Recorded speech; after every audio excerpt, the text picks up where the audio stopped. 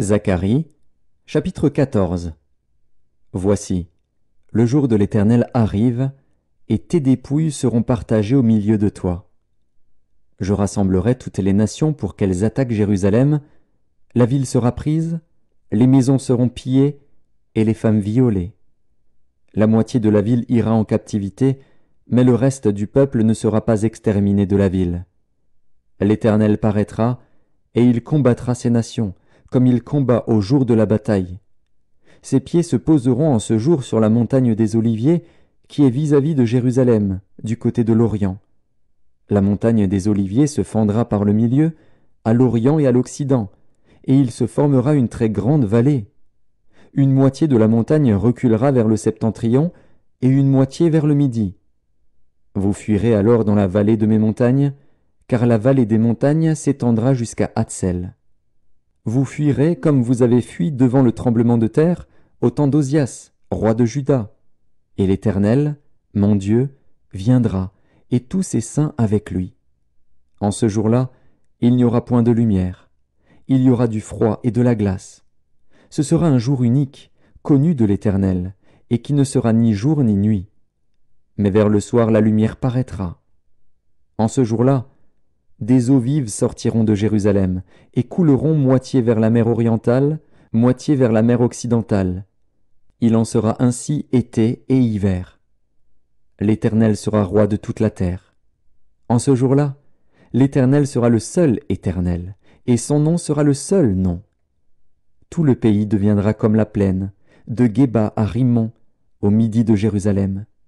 Et Jérusalem sera élevée et restera à sa place, depuis la porte de Benjamin jusqu'au lieu de la première porte, jusqu'à la porte des angles, et depuis la tour de Hananil jusqu'au pressoir du roi. On habitera dans son sein, et il n'y aura plus d'interdit. Jérusalem sera en sécurité. Voici la plaie dont l'Éternel frappera tous les peuples qui auront combattu contre Jérusalem. Leur chair tombera en pourriture tandis qu'ils seront sur leurs pieds, leurs yeux tomberont en pourriture dans leurs orbites, et leur langue tombera en pourriture dans leur bouche. En ce jour-là, l'Éternel produira un grand trouble parmi eux. L'un saisira la main de l'autre, et ils lèveront la main les uns sur les autres. Juda combattra aussi dans Jérusalem, et l'on amassera les richesses de toutes les nations d'alentour, l'or, l'argent et des vêtements en très grand nombre.